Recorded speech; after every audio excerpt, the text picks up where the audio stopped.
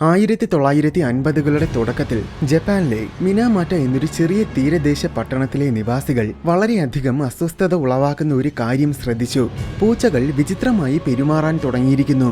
സ്വന്തം ശരീരത്തിനുള്ളിൽ കുടുങ്ങിപ്പോയതുപോലെ അവ ലക്ഷ്യമില്ലാതെ വൃത്താകൃതിയിൽ നൃത്തം വയ്ക്കുകയാണ്. അവ തീവ്രമായി വിറയ്ക്കുന്നു. അസാധാരണമായ രീതിയിൽ അലറുകയും ചെയ്യുന്നുണ്ട്. അവസാനം അവ കുഴഞ്ഞു വീണ് മരിച്ചു. ഒന്നിനു പുറകെ ഒന്നായി പട്ടണത്തിലെ പൂച്ചകളെല്ലാം ഇങ്ങനെ മരിച്ചു വീണു. പട്ടണത്തിലെ ജനങ്ങൾ ആദ്യം ഇതെല്ലാം ഹാസ്യമായ രീതിയിലാണ് കണ്ടത്. പൂച്ചകളെ മാത്രം ബാധിക്കുന്ന വിചിത്രമായ എന്തോ രോഗമായിരിക്കുമെന്നാണ് എല്ലാവരും ആദ്യം കരുതിയത്. തമാശ രൂപേണ അവരിതിനൊരു പേര് പോലും നൽകി, ഡാൻസിംഗ് കാറ്റ് ഡിസീസ്. പക്ഷേ പിന്നീട് അതിലും അസ്വസ്ഥമായി ഒന്ന് സംഭവിച്ചു. മനുഷ്യരും പൂച്ചകളുടെ അതേ ലക്ഷണങ്ങൾ കാണിക്കാൻ തുടങ്ങി. തമാശ പതിയെ ഗൗരവമായി. അവരുടെ കൈകൾ അനിയന്ത്രിതമായി വിറച്ചു. സംസാരശേഷി മങ്ങി. സമനില നഷ്ടപ്പെട്ടു. മെല്ലെ മെല്ലെ മിനാമാറ്റയിലെ ജനങ്ങൾക്ക് ഭയാനകമായ ഒരു സത്യം മനസ്സിലായി. പൂച്ചകളെ കൊല്ലുന്ന നിഗൂഢ രോഗം ഇപ്പോൾ അവരെയും തേടി വന്നിരിക്കുകയാണ്. ഇത് വെറും രോഗമല്ല, ഒരു വലിയ ദുരന്തമാണ്. ഇതാണ് മിനാമാറ്റ മെർക്കുറി ഡിസാസ്റ്റർ.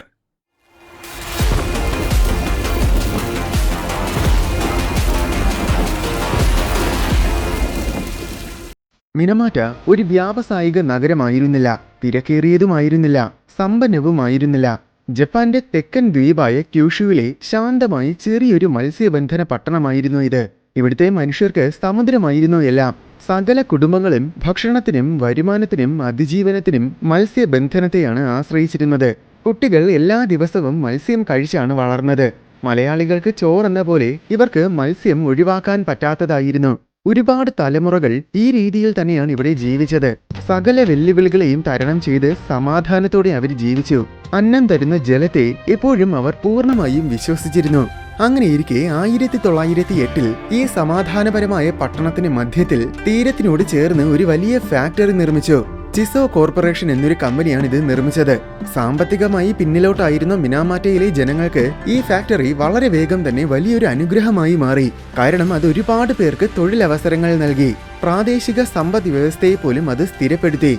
ആധുനിക ജപ്പാന്റെ പ്രതീകമായിരുന്നു ചിസോ. രണ്ടാം ലോക മഹായുദ്ധത്തിന് ശേഷം ജപ്പാൻ അതിവേഗം പുനർനിർമ്മാണം തുടങ്ങി. ചിസോ പോലെയുള്ള കമ്പനികൾ പുരോഗതി, പുനഃപ്രാപ്തി, സാമ്പത്തിക പ്രതീക്ഷ എന്നിവയെ പ്രതിനിധീകരിക്കുന്നതായിരുന്നു. പ്ലാസ്റ്റിക്കുകളിലും വ്യാവസായിക വസ്തുക്കളിലും ഉപയോഗിക്കുന്ന രാസവസ്തുക്കളാണ് ചിസോ ഈ ഫാക്ടറിയിൽ ഉൽപ്പാദിപ്പിച്ചിരുന്നത്. ആ കാലഘട്ടത്തിലെ ഒട്ടുമിക്ക ഫാക്ടറികളെയും പോലെ ഈ ഫാക്ടറിയും മലിനജലം നേരിട്ട് കടലിലേക്കാണ് തള്ളിയിരുന്നത്. ഫിൽറ്ററുകളില്ല, ശുദ്ധീകരണ പ്ലാന്റുകളില്ല, ദീർഘകാല പ്രത്യാഘാതങ്ങളെക്കുറിച്ച് ആശങ്കയുമില്ല. അക്കാലത്ത് ഇതൊക്കെ സർവ്വസാധാരണമായിട്ട് തന്നെയാണ് കണക്കാക്കപ്പെട്ടിരുന്നത്. അതിനാൽ തന്നെ ആരും ഇത് ഗൗരവമായിട്ട് എടുത്തതുമില്ല. എന്നാൽ ഈ ഒഴുക്കി വിടുന്ന മലിനജലത്തിൽ ഒരിക്കലും സമുദ്രത്തിൽ തൊടാൻ പോലും പാടില്ലാത്ത ഒരു കെമിക്കൽ ഉണ്ടായിരുന്നു. 1932 മുതൽ ഈ ഫാക്ടറി അസറ്റാൽ എന്നൊരു രാസപദാർത്ഥം നിർമ്മിക്കാൻ തുടങ്ങി. ഇതിനുവേണ്ടി മെർക്കുറി സൾഫേറ്റ് എന്നൊരു കെമിക്കലിനെയാണ് അവർ കാറ്റലിസ്റ്റ് ആയിട്ട് ഉപയോഗിച്ചത്. അതിനാൽ അസറ്റാൽ ഹൈഡ് നിർമ്മിക്കുമ്പോൾ അതോടൊപ്പം ബൈ പ്രോഡക്റ്റായി മെത്തിൽ മെർക്കുറി എന്നൊരു കെമിക്കലും കൂടെ ഉണ്ടാകും. ഇത് വളരെ മാരകമായ വിഷാംശമുള്ള ഒരു പദാർത്ഥമാണ്. ഇത് നമ്മുടെ ഉള്ളിൽ പോയാൽ നമ്മുടെ നെർവസ് സിസ്റ്റം, ഡൈജസ്റ്റീവ് സിസ്റ്റം, രോഗപ്രതിരോധശേഷി, ശ്വാസകോശം, സ്കിൻ, കിഡ്നികൾ, കണ്ണുകൾ എന്നിവയൊക്കെ നശിപ്പിക്കാൻ ശേഷിയുള്ള തീവ്ര വിഷം. ഇതിന് നിറവും ദുർഗന്ധവും ഒന്നും ഉണ്ടായിരിക്കില്ല. അതിനാൽ ജലത്തിൽ അലിഞ്ഞു ചേർന്നാൽ ഇത് പൂർണ്ണമായും അദൃശ്യമായിരിക്കും. മിനാമാറ്റയിലെ ജനങ്ങൾക്ക് ഇതിനെക്കുറിച്ച് യാതൊരു ധാരണയും ഉണ്ടായിരുന്നില്ല. പക്ഷേ ഇത് അപകടകരമായ വിഷമാണെന്ന കാര്യം യഥാർത്ഥത്തിൽ ചിസോ കോർപ്പറേഷൻ അറിയാമായിരുന്നു. എന്നിട്ടും അവർ ഒന്നും തന്നെ ചെയ്തില്ല. മനുഷ്യരെ ഈ വിഷം ബാധിക്കുന്നതിന് മുന്നേ പ്രകൃതി ജനങ്ങൾക്ക് മുന്നറിയിപ്പ് നൽകാൻ ശ്രമിച്ചു. മത്സ്യങ്ങൾ കൂട്ടത്തോടെ ചത്തുപൊങ്ങാൻ തുടങ്ങി. പറക്കുന്നതിനിടയിൽ ആകാശത്ത് നിന്ന് കടൽ പക്ഷികൾ താഴേക്ക് വീണു. പൂച്ചകളാണ് ഏറ്റവും മോശം അവസ്ഥ അനുഭവിച്ചത്. അവയുടെ ശരീരത്തിന്റെ നിയന്ത്രണം നഷ്ടപ്പെട്ടു. തീവ്രമായി വിറച്ചു. ചില പൂച്ചകൾ നേരെ ഓടിച്ചെന്ന് കടലിലേക്ക് ചാടി മുങ്ങി മരിച്ചു.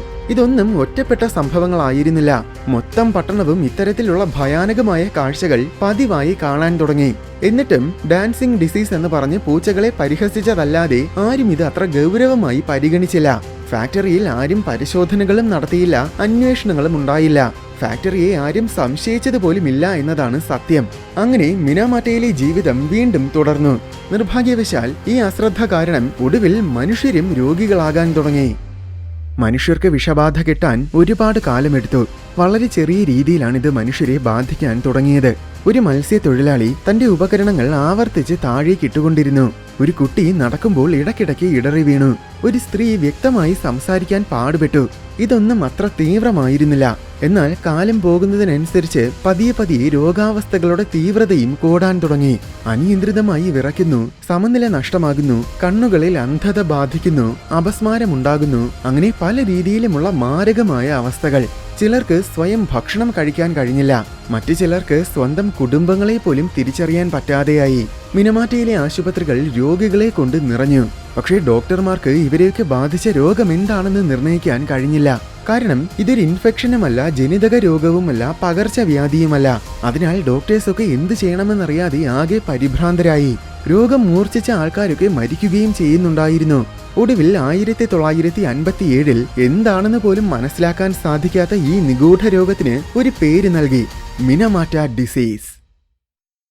1957 മുതൽ പലരും നിഗൂഢമായ മിനമാറ്റ രോഗത്തിന്റെ കാരണം എന്താണെന്ന് കണ്ടുപിടിക്കാനുള്ള ശ്രമങ്ങൾ തുടങ്ങി. ഈ രോഗത്തിന് പിന്നിൽ ഗവേഷകർ ഒരു പാറ്റേൺ ശ്രദ്ധിക്കാനിടയായി. ഇരകളായ ഏകദേശം എല്ലാവരും സീ ഫുഡിനെ വളരെയധികം ആശ്രയിച്ചിരുന്നു. ഏറ്റവും കൂടുതൽ സീ ഫുഡ് കഴിക്കുന്ന കുടുംബങ്ങളാണ് ഏറ്റവും മോശം ലക്ഷണങ്ങൾ അനുഭവിക്കുന്നത്. അതിനാൽ പട്ടണത്തിന്റെ ജീവനാഡിയായ സമുദ്രവും സമുദ്രജലവും സംശയാസ്പദമായി. അങ്ങനെ സമുദ്രജലത്തെ ഗവേഷകര് സമഗ്രമായി പരിശോധിച്ചു നോക്കി. ഈ പരിശോധനകൾ ഞെട്ടിക്കുന്ന ഒരു കാര്യമാണ് വെളിപ്പെടുത്തിയത്.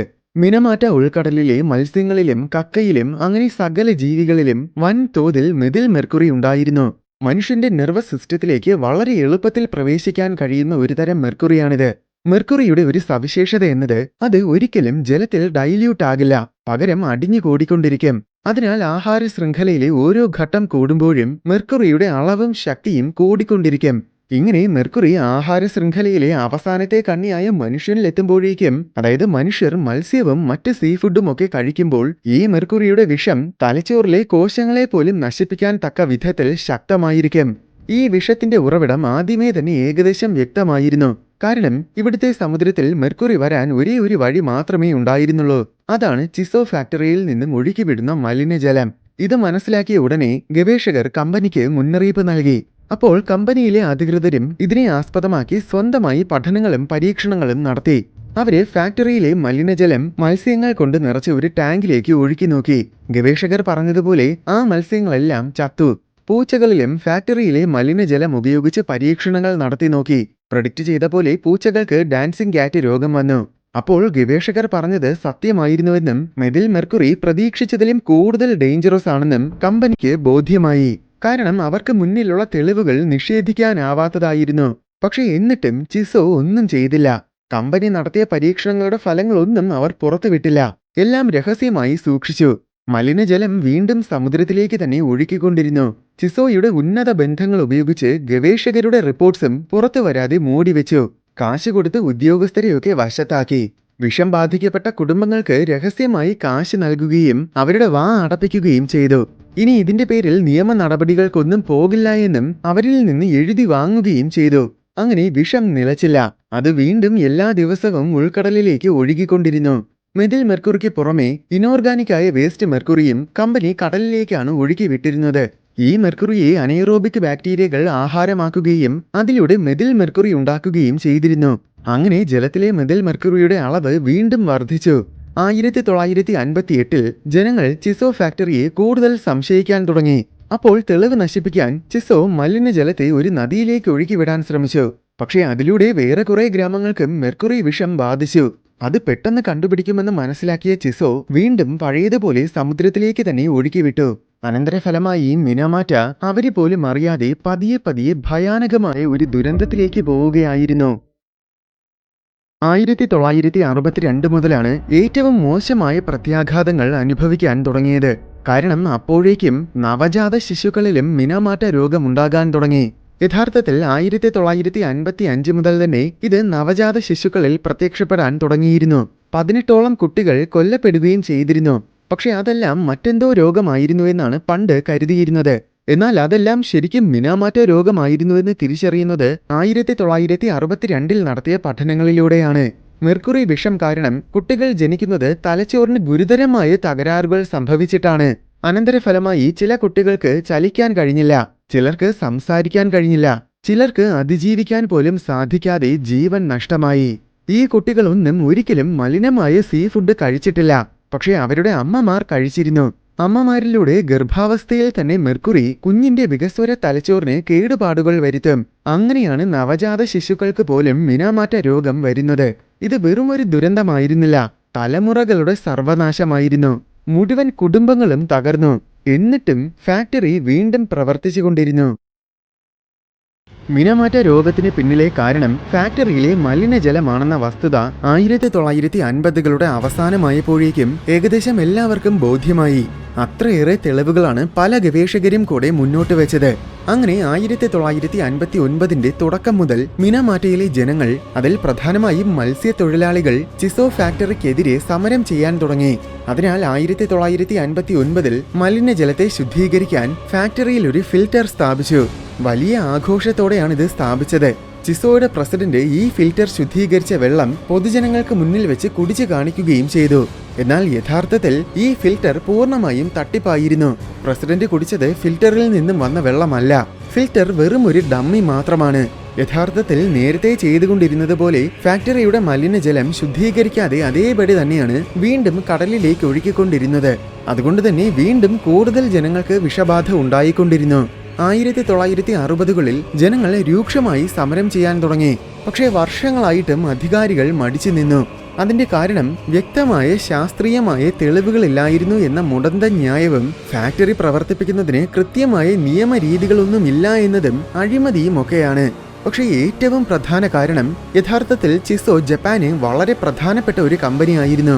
മറ്റ് രാജ്യങ്ങളിലേക്ക് പ്ലാസ്റ്റിക്കും മറ്റുമൊക്കെ എക്സ്പോർട്ട് ചെയ്യുന്നതിൽ മുഖ്യ പങ്ക് വഹിച്ചിരുന്നത് ചിസോ ആണ്. അതിനാൽ ഈ കമ്പനിക്കൊരു പേരുദോഷം വന്നാൽ ജപ്പാന്റെ നവോത്ഥാനം ദുർബലമാകും, സമ്പദ് വ്യവസ്ഥ തന്നെ ചിലപ്പോൾ തകരും. അതിനാൽ ഗവൺമെന്റിന്റെ ഭാഗത്തു നിന്ന് നടപടികൾ ഉണ്ടാകാനും വൈകി. ഇരകൾ വർഷങ്ങളോളം പ്രതിഷേധിച്ചു.